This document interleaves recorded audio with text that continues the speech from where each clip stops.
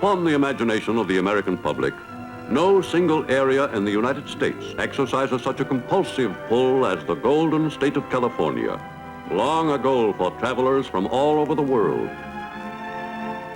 This year, as in other years, thousands of people from outside are arriving in California. Attracted by legends of matchless scenery and climate, of pleasant living in the midst of abundance, they are coming to see for themselves what California has to offer. Of these, many thousands are coming not to visit California, but to live here permanently. In their adopted communities, they are making new homes for themselves and embarking on new careers. Meeting opportunity with enterprise, these new citizens are contributing their imagination and energy to a state which values these qualities and knows how to use them.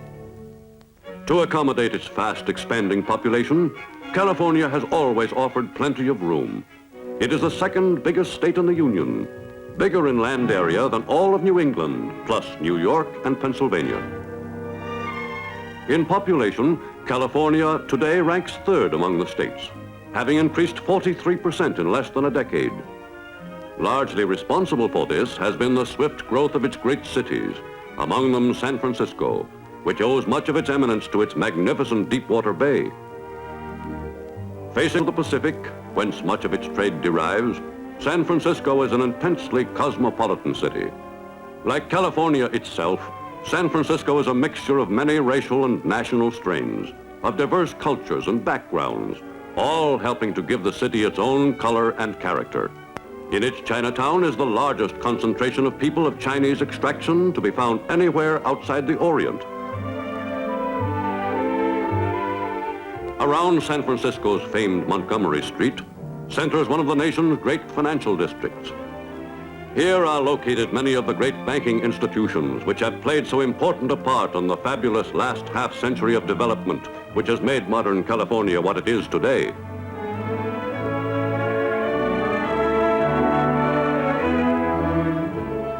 The swift emergence of San Francisco as one of America's great cities is a phenomenon equaled only by the spectacular growth of Los Angeles.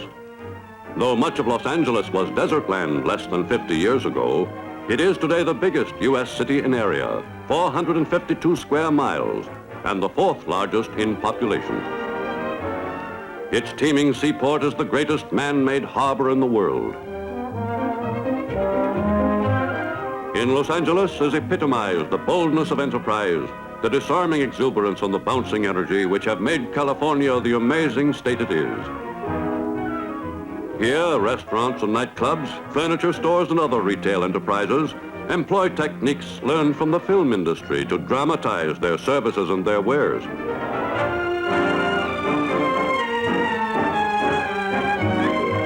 The same quality, vitality, and venturesomeness have made Los Angeles the great center of big business and industry for all of Southern California.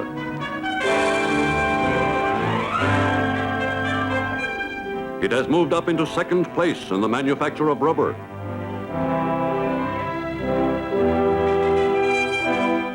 Los Angeles has become New York's only serious rival as the fashion center of the United States.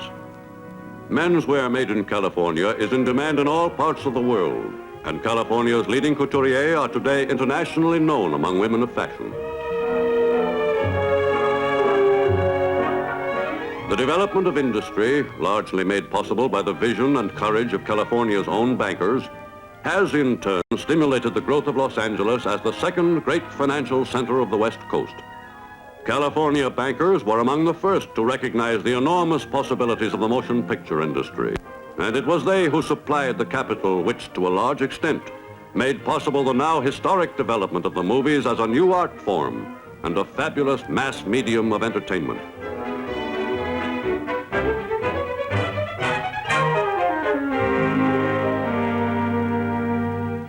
Almost as celebrated as California's movies are its magnificent climate and scenery, which are major attractions to tourists.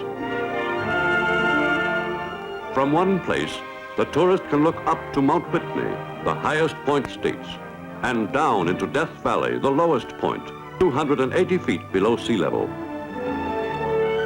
In the variety as well as in the beauty of its landscape, California is unsurpassed. It is a state of violent and dramatic contrasts. On the warm white beaches which make Southern California the Riviera of the Western world, tourists bathe practically the year round. From its forests of evergreen, redwood, and other valuable timber, which cover vast areas, California annually produces almost 2.5 billion board feet of lumber. From the waters of the Pacific, California fishermen annually haul well over 500 million pounds of fish. Canned fish and byproducts bring into California over $100 million in revenue each year. Underlying much of Southern California, including even the waters inshore, are petroleum deposits, which make this one of the great oil-producing areas of the world. Of the 11 steel plants west of the Rockies, 7 are in California, with an output of almost 2 million tons a year.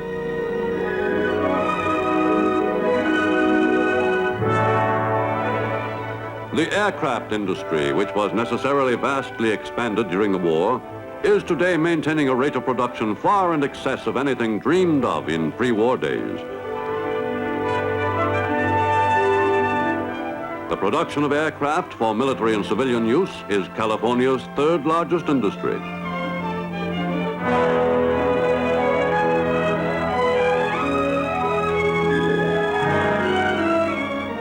A major industrial asset is the enormous amount of hydroelectric power generated as byproducts of the great systems of dams and aqueducts needed to provide water for Central and Southern California.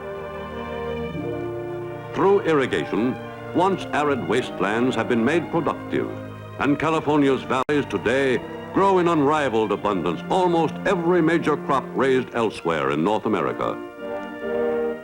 Since the first navel orange trees were planted at Riverside 75 years ago, California has grown into one of the world's great producers of citrus fruits.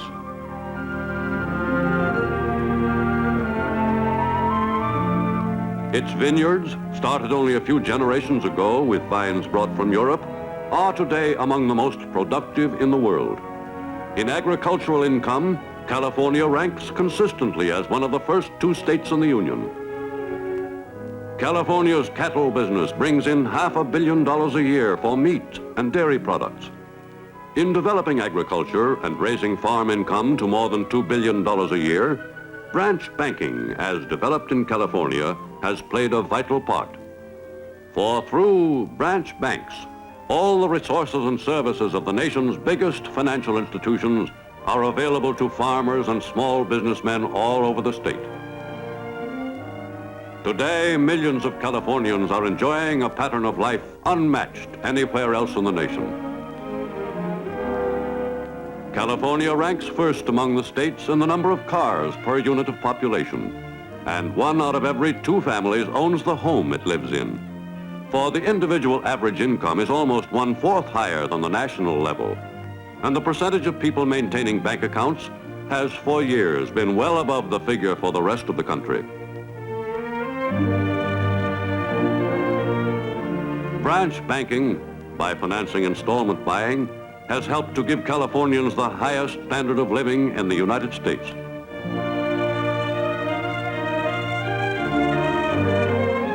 Today, Californians are spending nearly $400 million a year upon the education of their children. They are consciously preparing their young to play a part in the future of the West Coast, a promising future of new enterprise, new investment, and fast-growing commerce and industry. Supporting this belief in California's great future is the historic tide of Western civilization, which is today moving inexorably toward the great basin of the Pacific Ocean, around which clusters the world's densest concentration of population. And today, America's West Coast, moving forward into a new era, is counting upon the qualities which in the past have made California great, upon its youth and creativeness, upon its resourcefulness in solving problems and overcoming setbacks, upon its audacity and imagination in planning for the future. For with these qualities, the people of California are supremely confident that whatever obstacles may lie ahead, they can meet and meet successfully the challenge of their coming age of greatness.